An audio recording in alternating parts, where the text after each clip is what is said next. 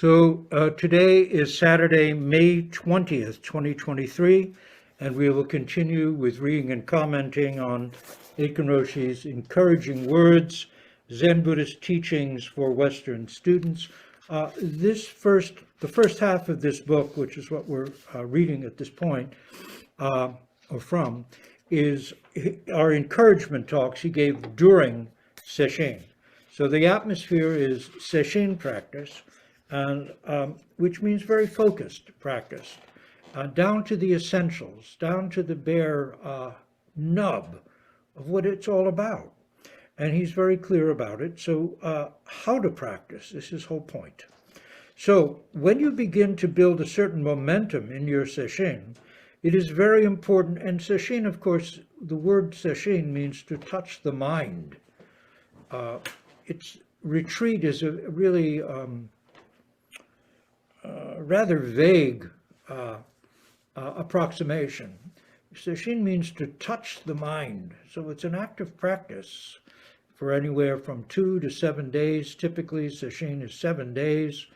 To touch the mind, that's what it's about. What is this very mind? What is this mind that right now sees colors, hears sounds, thinks thoughts, feels sensations? We go around like people sleepwalking our whole life, never touching the mind, which is not intellect, not thought. That's just one of our senses, so to speak. To touch the mind, this is the point of Zen practice, our own mind, this very mind. We go about like sleepwalkers, devastating the planet, hurting ourselves and others. Look at human history.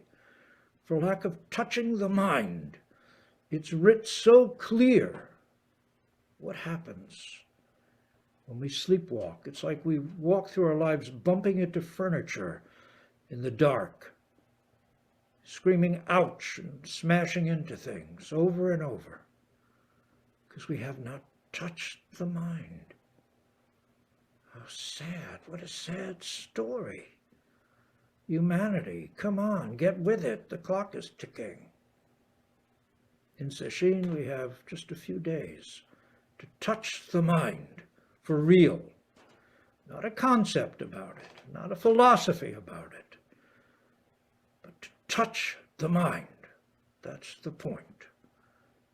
We each can, because guess what? We each have this mind. We each are this mind. When the Buddha, upon his great enlightenment, surprising himself, said, "Wonder of wonders, all beings are Buddha, fully endowed with all wisdom, all virtue. Only their self-centered habits of thought prevent them from realizing this." He was talking about this very mind. When a Buddha is born, above the heavens, below the heavens, I alone, the honored one. It doesn't mean he's a narcissist. Not at all. Everything's gone. There's just this mind, seeing, hearing, tasting, touching, thinking. But he knows who he is in that moment. She knows who she is in that moment. Sesshin is to touch the mind. This is what Zen is about, how it differs from all other Buddhist traditions, directly to touch this very mind, to wake up, to become a baby Buddha to start with, and then keep working at it. So, when you begin to build a certain momentum in your sesshin, it's very important that you use this power. And after the 7-day sesshin, it's usually by the 3rd day, there's an energy that's carrying you along. You're not just having to pump it up. Short sesshin are even harder because you just have to keep working right from the get-go. They're short, and that gives you a sense, oh, I can do this because in 3 days it'll be over. But in a long sesshin, there's an energy that builds, that begins to carry you. It is possible, of course, to coast on your power, but then you would not be using your sesshin well. Remember that the old worthies did not just chug along in their practice contentedly. No, their spirit was not yet, not enough, not enough yet. Deeper realization is always possible. We start off shallowly, let's face it, but by continuing on, our understanding begins to deepen. But it takes time. It's not a quick fix. So it's sitting after sitting, doksan after doksan, sesshin after sesshin. This is our life. Daily practice after daily practice. This is our life. Someone asked me, how can I persevere? I said, you persevere as the world perseveres. The hammering up the street perseveres as your mu with your breath. Keep yourself open to the mu sounds of the world. They are your own mu as you breathe in and out. If you regard Zen Buddhism as a practice that will help you from outside, you cannot get the most from it. You yourself are your practice. Invest yourself in your practice. At some point, you must go beyond mere survival of sesshin difficulties. Decide what your purpose is in coming here. Formulate that as a vow. Repeat this vow when you sit down at the outset of each period. You are fulfilling your vow if you follow through, whatever happens. Early sesshin, that is, in your own maturing, can sometimes be very difficult. How can I keep doing this day after day, you may wonder. Oh, God, this seems like a mountain in front of me. I don't see how I could possibly sustain it. And yet, if you keep going, you find that you can. And you do, because this mind is your own mind. It's there all the time. This is a time when you can say, I acknowledge my talents and my limitations. I will work diligently during this sesshin, and I will make the 4 great bodhisattva vows my lifetime practice. Some people don't realize this because Zen has gotten such a psychological twist in the West, where it fits neatly into our kind of self-help aspiration. But it's about maturing as bodhisattvas. It's about taking on the path of the bodhisattva for the welfare of all beings, not just human beings. For the welfare of ourselves, to be sure, of our families, to be sure, of our friends, to be sure, of our country, to be sure, of our world, to be sure, of every species, yes, to be sure, of mountains, rivers, the great earth. How can this possibly be? This is an impossible vow. We can hardly take care of ourselves, let's face it. And yet, great vows for all we recite at the end of every formal round or period of Zazen. We have taken up bodhisattva vows. And many people who begin practicing Zen, in fact, many people who practice Zen never realize that when, in some centers, it's announced as 4 vows.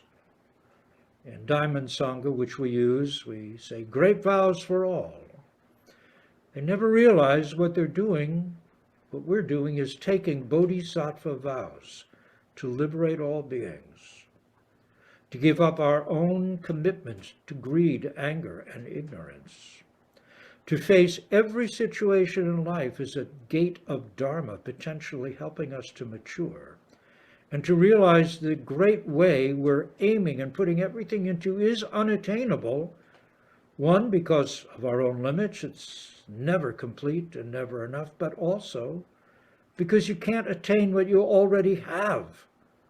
You can't enter a room you never left. The Buddha way is unattainable. I vow to embody it all. These are the vows of a bodhisattva. I think it's important to make that conscious right from the start. For many people, it's not till way into their practice they first go, oh, wait, those are bodhisattva vows. It's not just like the thing I do before I leave the Zendo.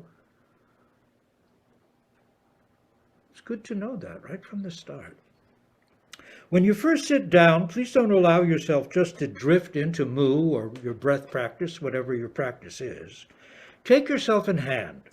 Count your breaths from 1 to 10 by way of getting yourself straight and settled. Complete each breath. Complete each count. Let each breath count. Then, when you're reasonably settled, take up mu. Aitken Roshi was a very gentle teacher. I think I've mentioned this in the past. With Kapleau Roshi, when he would bring you out of Doksan, not accepting your answer or response, he would go, "Work hard!" And Aitken Roshi would go, "Please muse on that. Please muse on that." So he was a gentle teacher, but very exacting, as you can see from his presentation right here. He says, don't just drift into your practice. Take yourself in hand right from the start. Really pay attention to each breath and each count, even if you're doing mu. And then, when you're settled, really put yourself into mu. It's not just drifting around there until the bell rings. So he was very exacting and very precise. And yet, he would step out of categories with, what's the word that they use at the aplomb that's used at the yoga center here down the block in Rochester. I was in Hawaii when his wife Ann died. I had just spoken with her the day before. She had a stroke. And a couple of days later, I was there. It was going to be in, I think it might have been a Rahatsu sesshin. I don't remember what it was. Some sesshin was starting. And first there was a service for her, and people came from all over the world who really respected Ann Aitken. And we were there, there's like cakes out and fruit and tea. And at the time I was working with Aitken Roshi on Who's Hearing. And here we were in this social gathering, and his wife had just died. He was tall man. And I was talking with him, offering my condolences and such. And he bent down, and he turned his head, and he whispered in my ear, "Who's hearing? Who's hearing?" He made use of circumstances. He was practicing all the time, even in a circumstance like that. Very precise, used everything. So, Shwedo, of course, was the original compiler of the Blue Cliff record. How lamentable. So many people playing in the tide. Don't let yourself get caught in Shwedo's net. Just goofing around in your Zen. Drifting along. After long days of Zazen, again, this is sesshin information, sesshin advice. And of course, in our daily life, we can't live that way. So again, remember, this is at times when you're just doing Zazen. 2 days, 5 days, 7 days, 4 days, whatever the session is. After long days of Zazen, notice that mu is right there in your consciousness. Don't waver. The best Zazen condition is complete circumspection and honesty at the source of your thoughts. Monitor that point with mu. Let there be only mu, nothing else. Everything else in the mind is quiet. There's just mu, or just the count, or just the breath, or just who's hearing. When you are preoccupied with sequence, you only know your consciousness up to now. How I was, how I am, how I will be. It takes up a lot of our time in our life, doesn't it? How I am, how I was, how I will be. It's a dream we keep dreaming. This is the source of endless postponements. Take up, in other words, take up your count right there. You don't have to keep going down that loop. He says, it is of the utmost importance that you come to a complete stop and settle into mu, right there, or your breath, or your count, Whatever your practice is, settle into it. The jisha, that's the Zendo monitor, jisha, yeah, reminds us we don't use, I'm so used to Rochester, we don't use the Japanese terms. Diamond Sangha does. We're a hybrid here. We combine both worlds, and I was never really comfortable with using the Japanese terms when I was training in Diamond Sangha with Aitken Roshi and with Danon as well, and with Nelson. Each of us must be completely alert, never neglectful, never indulgent. Those are the words that are recited at each evening of sesshin. I beg to urge you, everyone, life and death is a great matter. Some translations say grave matter. All things pass quickly away. Each of you must be completely alert, never neglectful, never indulgent. These are the words, the last things we hear before the closing of each night's practice in sesshin. So it is important for us to have this reminder, even though we are sitting with great determination. At the same time, it is important that you see and hear and feel the message of Kuan Yin, the Kuan Yin who stands in our Doksan room. Aitken Roshi had a Kuan Yin. We actually have a scroll of Kuan Yin in the Doksan room. We also have Manjushri as well. She is saving all beings, beginning with you.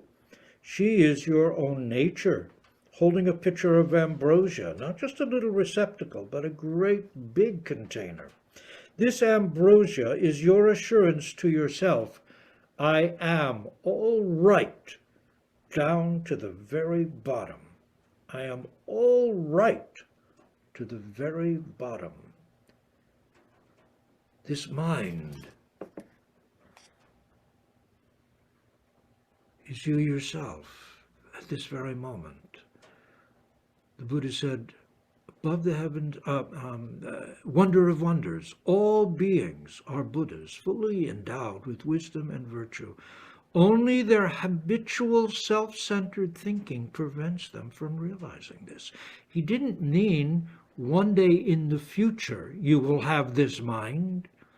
He was saying right now you have it in full. You just don't know it. And because you don't know it, because we all don't know it, we make grievous mistakes in how we live, in how we treat this earth, in how we treat each other, in how we treat ourselves. So this ambrosia is your assurance, what Kuan Yin or Kanon holds in a vial. Sometimes you see Kuan Yin holding like a vase. I am all right to the very bottom. Doesn't mean psychologically, you may have all kinds of problems, but it means your very nature, just as you are, not one day in the future when you're finally fully realized and an amazing bodhisattva helping everybody. You're all right now, to the very bottom. Terrible sadness that comes from not realizing this. Zen is simply to help us realize this. That's the point. With the rigor of the Buddha and the self-compassion of Kuan Yin, please persevere. Please persevere. Please persevere. Please persevere. The grim way, the mechanical way, won't do. There is something interesting here. Pursue that with all your heart. You're not on the outside of it looking in. That's not what's really going on. There's something very interesting here. Please pursue that with your whole heart. Don't make it a mechanical problem. Something you add to yourself to get something you don't have. There's something much more interesting here. Please pursue that with your whole heart, You're not outside it, ever. The dark night. Sometimes you find yourself in a desert-like place where there is not a drop of water, not a blade of grass, not a bit of sustenance. Everything is dry and dreary. This is not a condition that is peculiar to the Zen path. It is described as the sick soul by William James in his Varieties of Religious Experience. It is a condition of great promise. You are walking the path with all your ancestors in the Dharma and all earnest pilgrims of religion everywhere. What's that verse in the Psalms? Yea, though I walk through the valley of the shadow of death, thou art with me. Thy rod and thy staff comfort me. What's that? You prepare a banquet for me in the halls of my enemy. Something, something, something. Anyway, there's that sense. Even though you're in the great desert, nothing is clear to you. Everything seems like a burden, a drag, your practice itself. What a drag to have to keep doing this. Dry, not a blade of grass, not a bit of sustenance. This is part and parcel of any genuine spiritual path. It's not just, oh, maybe I should switch from Zen because I won't have to face this if I do something else. No, if you really aspire to a truly religious path, it is a path of awakening and being of benefit to oneself and others, then you will have to find a way through your dry periods, your dry paths, your deserts, where there's nothing supporting you is how it seems. You're all alone. It's very dry. And one step after another, one breath after another, you just keep going. Our tanto, that's the timer and person with using the kiyosaku, which we do not use. And in Diamond Sangha, they only used it by request. It wasn't someone goes around and does it to you. Is recovering. He's sick or she's sick and is recovering upstairs while we recover downstairs. We're recovering ourselves. We're remembering ourselves. We're healing ourselves because we're all sick. You'll recall, to go on, that when Vimalakirti was ill, the Buddha sent Manjushri and 84,000 Shravakas, Prachikas, and Bodhisattvas to ask after his health. After all of them had settled in his little room that was 10 feet by 10 feet, how'd they all fit? Manjushri asked, "Why are you sick?" Why are you sick? Why am I sick? What is the sickness we're all suffering from? Vimalakirti replied, "I am sick because the whole world is sick. The sick meet the king of doctors. Why don't they recover?" Oh, this is a koan question. Yes, but what is this sickness we're sick with? How would you put it? Sesshin may bring on cycles of anger or fear or worry. People can get very upset. I came to Zen sesshin because I wanted to feel calm and peace and happy. And instead I feel angry and scared and anxious. Something must be wrong. No. These two are conditions, and you should regard them simply as the body that breathes Mu. At the same time, conditions can be especially noxious and difficult. Don't give way to discouragement at such times. Nothing is permanent. All things pass. Afterwards, the episode will seem like a bad dream, and you'll be left wondering, what was that about? Don't give that question a second look. Just take up your practice. You will find yourself deeper and clearer as a result of the work done, or the work that you did during the difficult time. If you give up when things get difficult, you just make it harder next time around. If you persevere when things are difficult, you find that it becomes easier, if not immediately, then eventually. I'm always saying that you must forget yourself and settle into mu. This is a rather mild expression. I am afraid evokes only a mild response. Oh, this is interesting. He says, you must enter the place that David the psalmist called the valley of the shadow of death. Die to yourself as you settle into mu. Now he's kind of pulling out the stops. He's not saying, oh, forget yourself and settle into mu. He said, I'm afraid that's rather mild, and so it only gets a mild response. What I'm saying is, die to yourself. Stop moving around. Stop scratching. Stop wondering, how can I shift and feel better? Just die to yourself right where you are. Right where you are. That's a scary statement. He means business. This is General Aitken Roshi. But he's got an edge, like a knife. He says, the dark night condition of Zen Buddhist practice is possessed of great energy.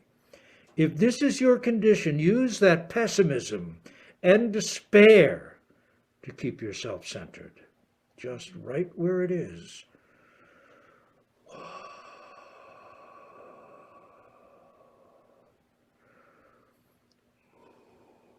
This is how you die to yourself, putting yourself into the practice itself, into the pain, into the confusion, into the wandering. Just reclaim it again and again to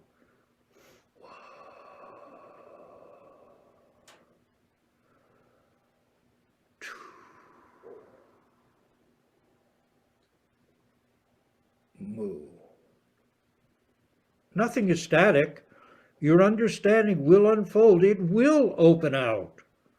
Discouragement is no more than a condition. You ask yourself, what in heaven's name am I doing here, counting my breaths or repeating a meaningless syllable? Ah, yes.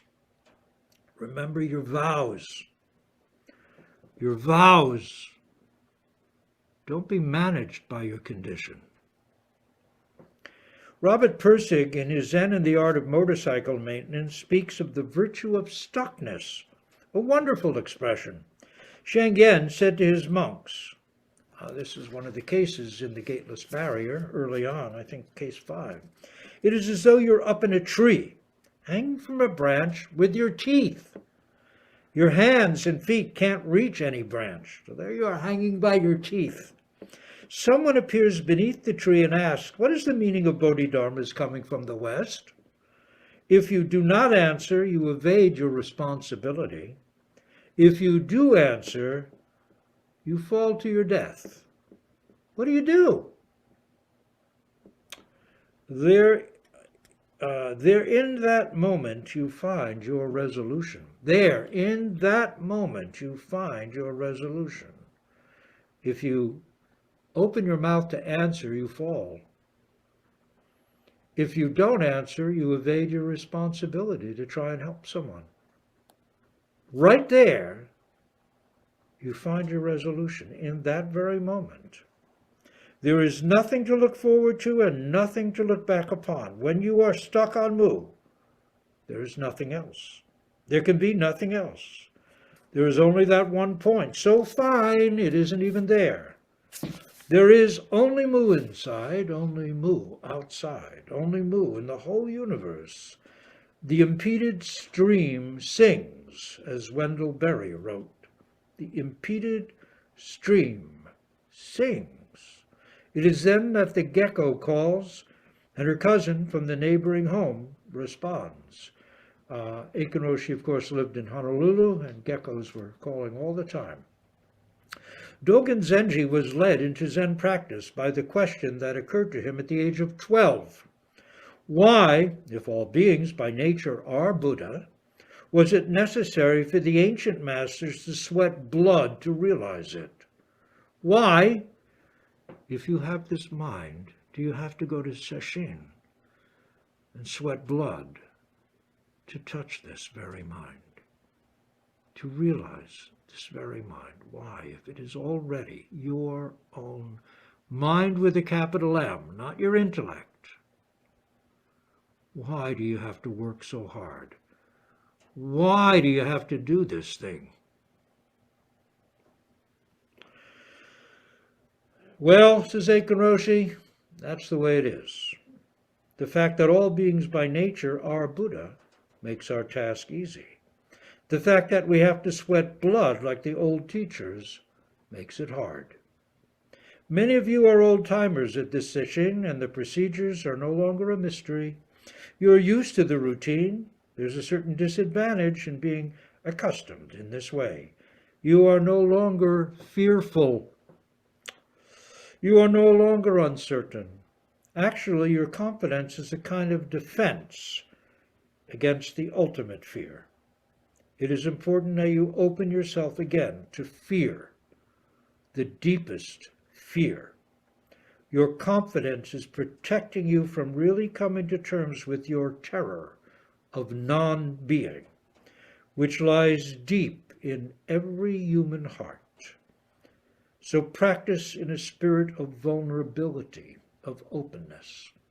When you think of all the stupid, painful, pain-causing, evil things that human beings do, my sense is it's because they're running from the terror of their own non-being. And they're striking out blindly. And we see that going on in our world.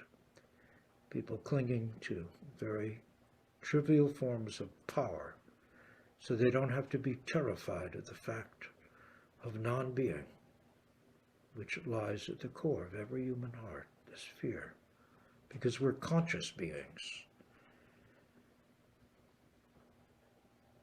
It's difficult to be a human being, a conscious human being, and many people try to run from those difficulties, putting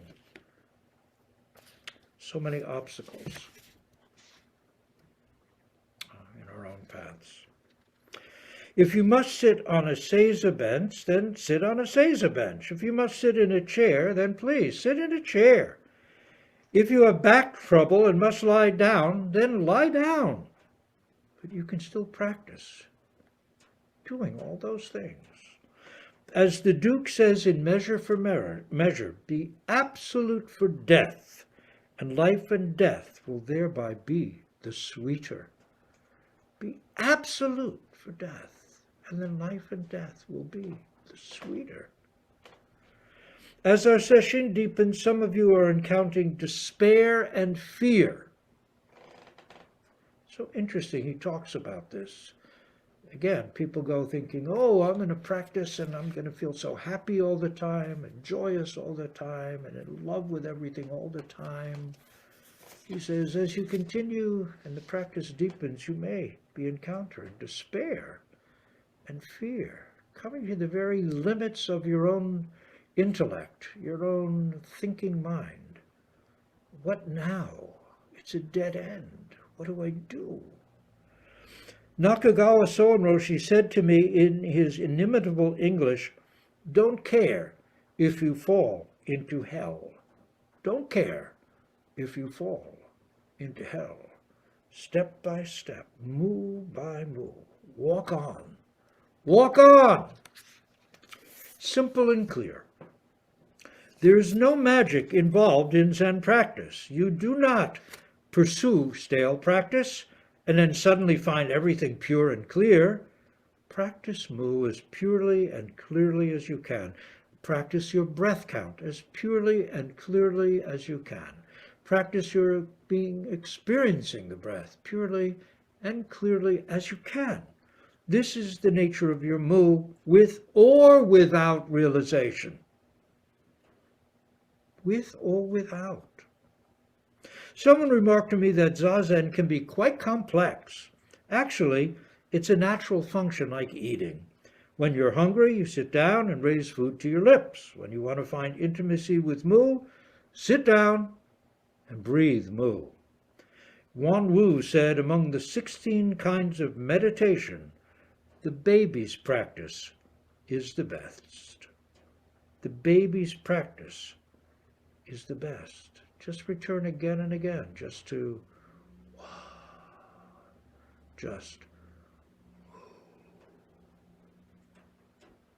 baby's practice is the best. The last days of the sesshin are very precious, very powerful. With all that zazen behind you, that it is especially important now to forget about time. Settle into this breath moment, this breath, mu. Forget everything else, like a fish, like a fool. As you stand here, notice there is no time. This is the unconscious place. Breathe, mu, there. Someone asked me what kind of presentation to make in the Doksan room. I said, keep it simple. I would say the same thing if I were asked about mu, or about zazen. Only mu. 'Tis a gift to be simple. Only the count. Only the breath. Keep it simple. Good health, physical, mental, spiritual, is a matter of simplicity. Blessed are the poor in spirit. If complex things come up, let them go by. Keep your practice altogether uncomplicated. You can find the presence of mu with just a single exhalation. Face your mu, but stay out of its way. What is mu? After you've done zazen for a while, you no longer need to impose on your practice. Just keep the twigs and clods from the trail. Clear the way and practice. Excuse me.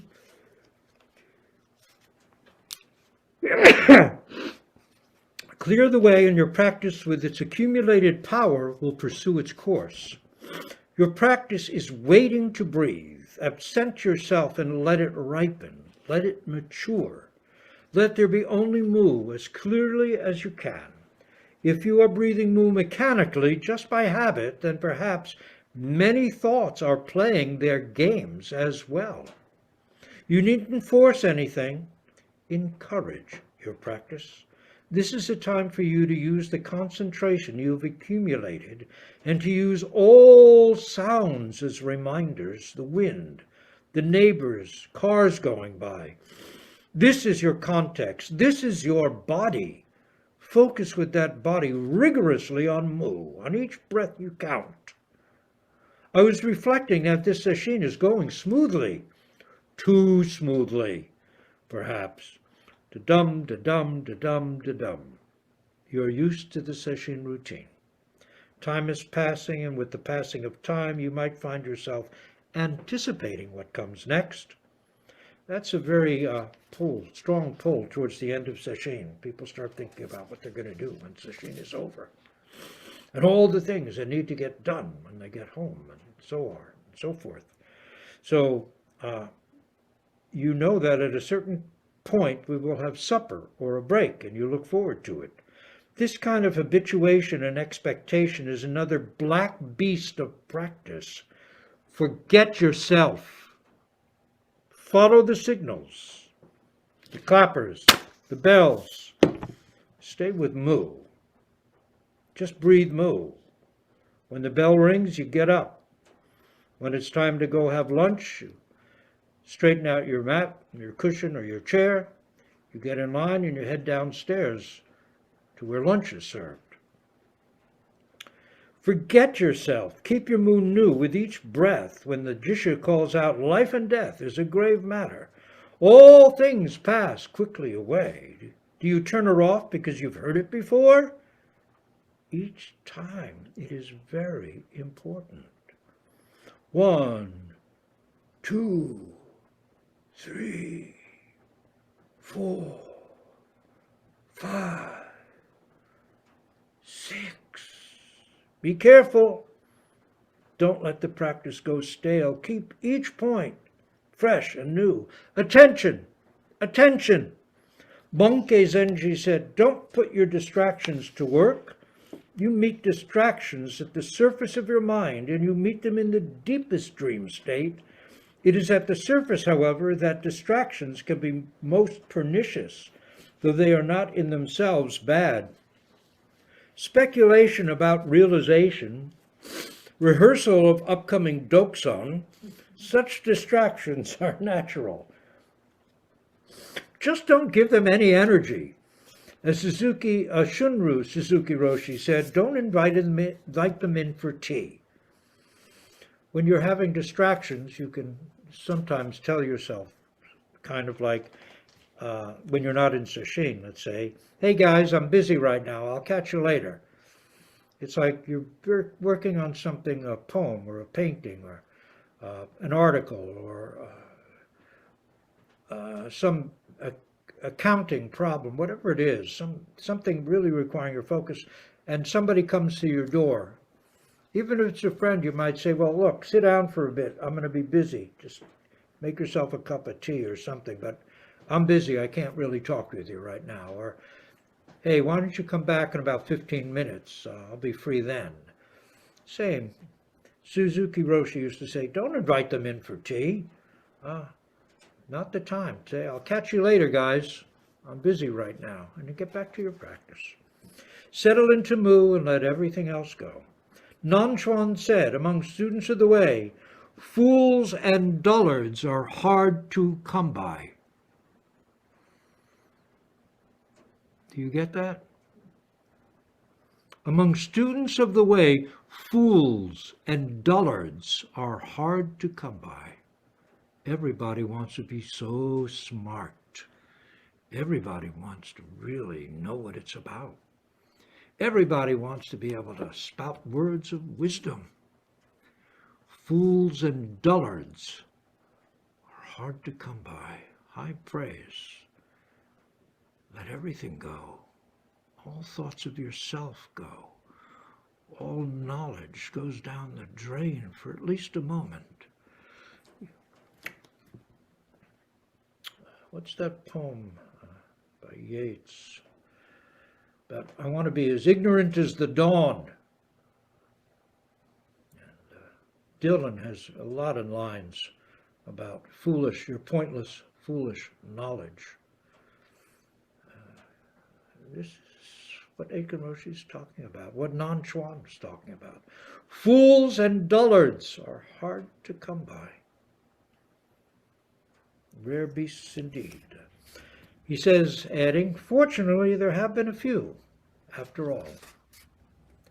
Yeah, fortunately, there have been a few. We owe them so much. We owe them everything.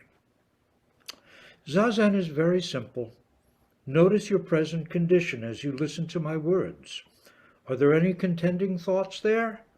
Sustain this easy kind of concentration in your practice. Like a dream.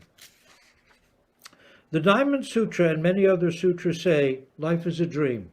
Hey, old songs say it. Life is but a dream. Merrily, merrily, roll along. Life is but a dream. You don't even need Zen to tell you it. Life is a dream. One of the Diamond Sangha treasures is a plaque incised with Yamamoto Genpo Roshi's calligraphy of the word dream, made when he was 95 years old. Why should he choose dream as his teaching after all those years? That was the summation of his life. Dream. In your practice, you find yourself in a dreamlike condition with strange images coming and going. Hold fast to mu when you find that happening. Hold fast to your breath counting and let the process unfold on its own. Hold fast to your practice and let the process unfold. T.S. Eliot in Preludes uses the term certain certainties to refer to generic human preoccupations. Our zazen is difficult when we remain in that dimension. It is the dream world that informs our understanding. Sink into that dream. True zazen does not have the hard edges of time and place. It is rather a dream of Dogen Zenji, his ancestors and his followers, including you and me, sitting and walking together in that ancient dimension, so ancient that it is timeless, settled into mu. Did a Teisho, Dream Within a Dream. I think it's up at the website. It's one of my favorites. Dream Within a Dream. The Bushmen have a saying. It's a very sweet old book, The Heart of the Hunter by Lawrence Vanderpost. I spent a lot of time with the Bushmen, now known more properly as the Song, people who lived for about 100,000 years in the Kalahari. A long time. They said, there is a dream dreaming us. There is a dream dreaming us. It's not like we're creating the dream. We're figments of the dream. There is a dream dreaming us. Mind itself to touch the mind. Your thoughts of yourself are an aspect of this very mind. Is that your real identity, your thoughts of yourself? There is a dream dreaming us. This is a realization not owned by any one tradition.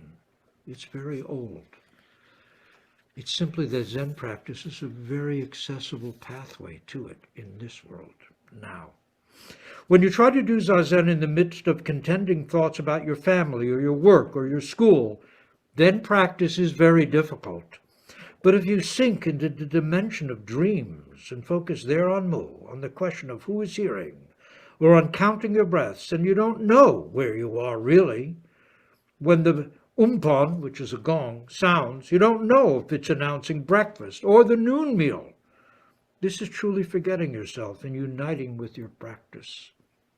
All those thoughts are gone. The bell rings and you get up. Is it breakfast? Is it dinner? You just go. You don't know a thing, like a fool, like a fish. Our sesshin has become mature. Someone said to me, I find a mythic quality in our kinhin. You can trust such an intimation. As a matter of fact, a pragmatic approach to Zazen can be very difficult, but when you sense that you are walking hand in hand with all the ancestral teachers, in the successive generations of your lineage, you drop all the obstacles of time and space. You are left with the dream of Jiao Chu and a monk who asks about a dog.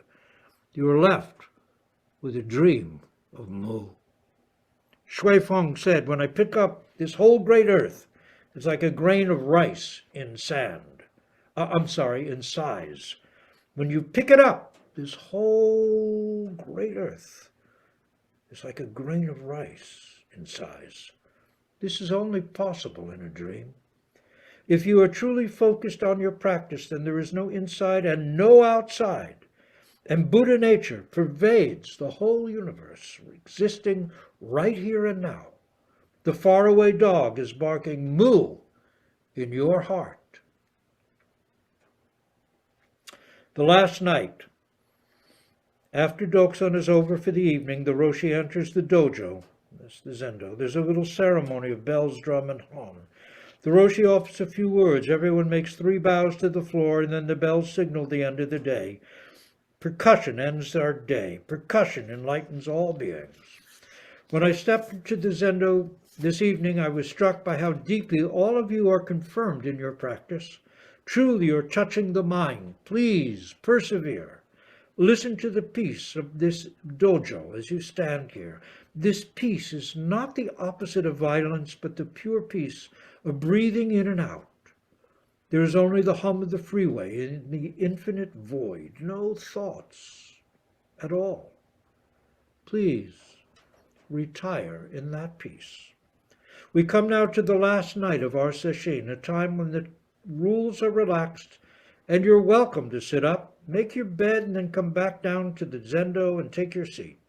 It is all voluntary, no bells or clappers. Sit as long as you wish. Do kinhin when you wish.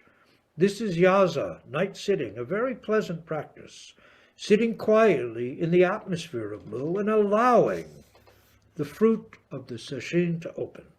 When you are tired, just go to bed. If you have any question about whether or not you should sit up, please go to bed immediately. Tomorrow's another day.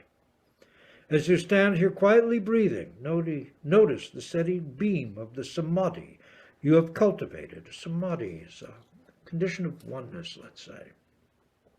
Whether there's realization in it or not, there's a fallen away sense of self. You're so connected.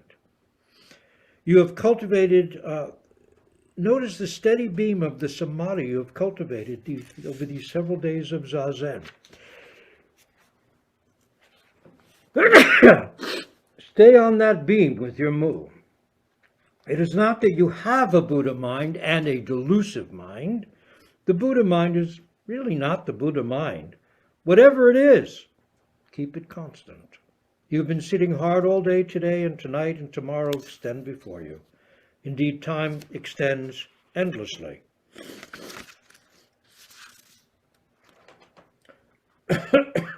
But you can find the timeless in a single moment. Look straight ahead as you lower your eyelids. There's no time there because there are no thoughts. We're going to take one more minute and finish this. I just have to, wearing a mask sometimes phew.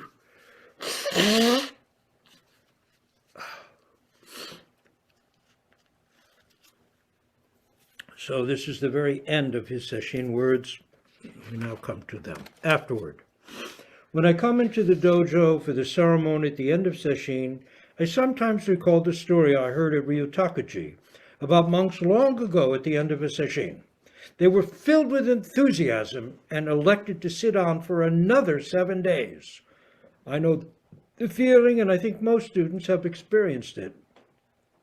All that effort to concentrate and get settled on mu is at last beginning to pay off. And now, ironically, the sesshin is coming to an end. Shall we sit another 7 days? After the most minute hesitation, everyone will say, well, no, not this time. Let's move on. The cycle of intensive work is phasing out, and now we must find our ways to apply our good work. This is the great challenge of lay practice. We come out of the Zendo, we come out of sesshin, we come out of our sitting, we come out of doksan. We come out of whatever room we're sitting in at home when we're zooming in, and we have to face our day and bring with us an awareness. Continue with our practice and all we do. This is the great challenge and the great benefit of lay practice. We have to mature into our lives. We have things to do. We can't just stay seated. So we have to work with maturing as human beings in the midst of the challenges of each day. Intimacy is the quality of our practice and of our realization. Please remember this as you return to your home and job. You have survived on zazen during these many days, and you're probably more tired than you feel. Allow yourself to come down naturally. Make rest your practice now, and avoid talk that is excessively analytical. Keep yourself simple as the Buddha mind is simple. As you return to your lives in the world, please treat the difficulties you meet the way you treat them in sesshin. Treat the difficulties you meet the way you treat them in sesshin. Each difficulty has its own quality and must be handled appropriately. But generally speaking, difficulties are there to be suffered. That is to say, allowed. Please don't treat them as adversaries. Difficulties are the context of your life. Find intervals during your workday life when you can practice one breath. Wherever you are, take a minute. Or count. Or just experience the breath. And let everything go for a second or two. Give yourself a break. Listen to the peace without and within. This is the place where you practice zazen and breathe mu. This is a place where you greet the post office clerk and embrace your children. One of my friends works in an office where the workers tend to neglect each other's feelings. He has made it his conscious practice to encourage harmony among them. He is a bodhisattva who does not limit his wisdom and compassion to bowing in the Zendo.